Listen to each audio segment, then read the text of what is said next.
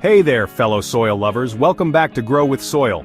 Today, I'm going to share something that completely changed my gardening game, and I promise you, it won't cost you a single penny. We're talking about transforming that lifeless, compacted dirt in your garden into thriving, microbe-rich soil that'll have your plants growing like they're on steroids. Naturally, of course. I know what you're thinking. You've probably spent way too much money on fancy soil amendments, expensive compost, and those mysterious bottles promising to revolutionize your garden. Been there, done that, got the empty wallet to prove it. But here's the beautiful truth I discovered after years of trial and error. Nature already gave us everything we need to build incredible soil, and it's literally lying around waiting to be used. Before we dive into the resurrection process, let's talk about what's actually happening when your soil goes dead. Dead soil isn't just dirt that looks bad, it's soil that's been stripped of its living community, the billions of bacteria, fungi, protozoa, and other microorganisms that form the underground city your plants depend on for survival. When I first started gardening, I thought soil was just the brown stuff that held plants upright. Oh, how wrong I was. Healthy soil is literally alive, teeming with more organisms in a single teaspoon than there are people on Earth. These microscopic workers break down organic matter, make nutrients available to plants, improve soil structure, fight off diseases, and create those beautiful aggregates that give soil that crumbly texture we all love. Dead soil happens for many reasons. Maybe it's been compacted by heavy machinery or foot traffic. Perhaps chemical fertilizers and pesticides have nuked the microbial population over years of use. Sometimes it's just been sitting there unused, baking in the sun with nothing to feed the soil life.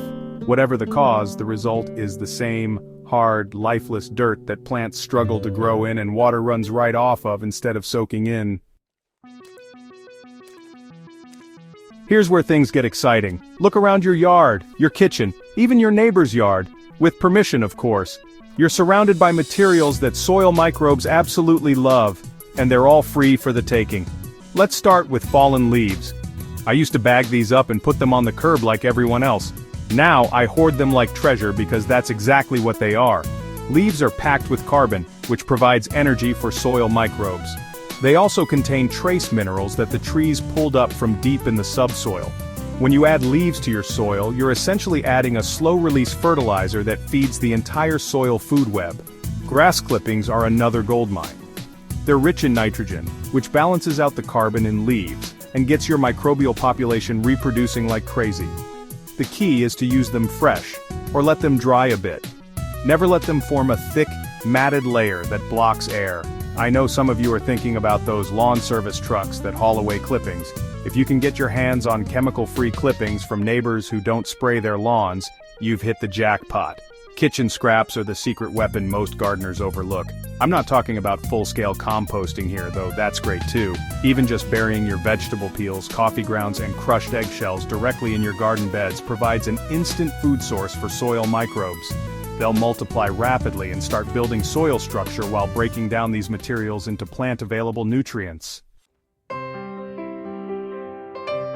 Now, let's get to the actual process. I'm going to walk you through exactly what I do, and trust me, it's so simple, you'll wonder why you haven't been doing this all along. Start by loosening your dead soil with a garden fork or broad fork if you have one. You're not tilling deep, just creating some air pockets and breaking up serious compaction. Dead soil is often anaerobic, meaning there's no oxygen getting in there, and most beneficial soil microbes need oxygen to thrive. This simple step immediately starts changing the environment from hostile to welcoming. Next, create a lasagna layer right on top of your soil. I usually start with a layer of carbon-rich materials like shredded leaves or straw, about 2 to 3 inches thick. Then, add a thinner layer of nitrogen-rich materials like grass clippings or chopped kitchen scraps, maybe an inch thick. Repeat this pattern 2 or 3 times, and finish with a carbon layer on top to prevent odors and keep everything looking tidy. Here's where the real magic happens. Water this lasagna thoroughly until it's about as moist as a wrung-out sponge. Moisture is absolutely critical because microbes need water to function and reproduce. Then, and this is important, cover the whole thing with cardboard, old cotton sheets, or burlap. This covering keeps moisture in, blocks out light that might encourage weed seeds to sprout, and creates the perfect environment for microbial activity. Within just a few days, your soil will transform from dead to alive, and understanding what's happening makes the process even more amazing. The moment you add moisture and organic materials, dormant microbes that were barely surviving in your dead soil wake up and start eating. They're not alone for long because microbes reproduce incredibly fast when conditions are right. Some bacteria can double their population every 20 minutes. As these microbes feast on the organic materials you've provided, they excrete enzymes and compounds that glue soil particles together, creating the structure that makes soil fluffy and easy for roots to penetrate. Fungi begin extending their thread-like hyphae through the soil, creating networks that transport nutrients and water far beyond where roots can reach. These fungal highways are like the internet of the soil world, connecting plants and allowing them to share resources. The decomposition process generates heat, which speeds everything up even more. If you stick your hand into your lasagna layers after a few days, you'll often feel warmth.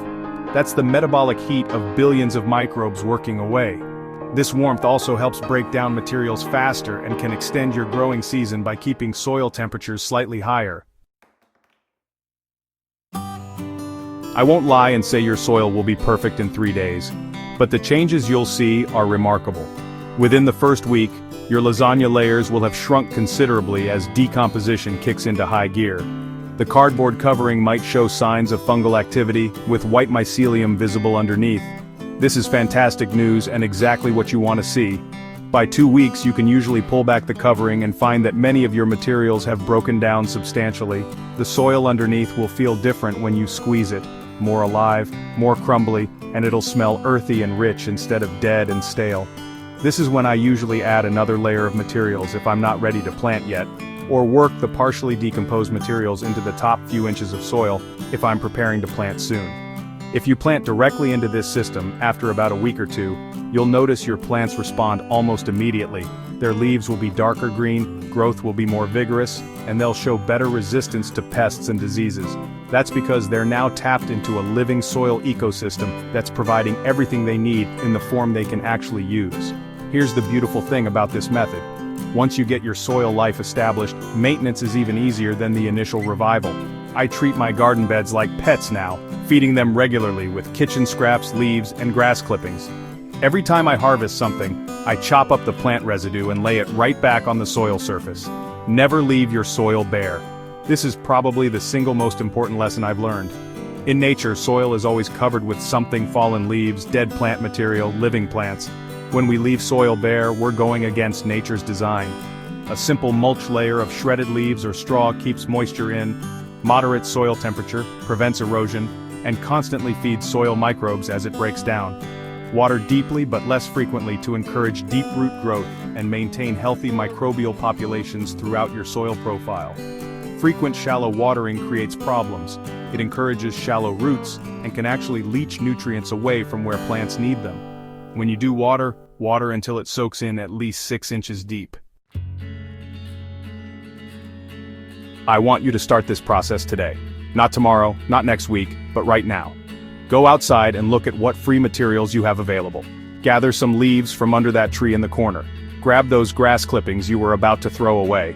Save your dinner scraps tonight instead of tossing them. Your plants are literally waiting for you to make this change. Dead soil isn't a permanent condition.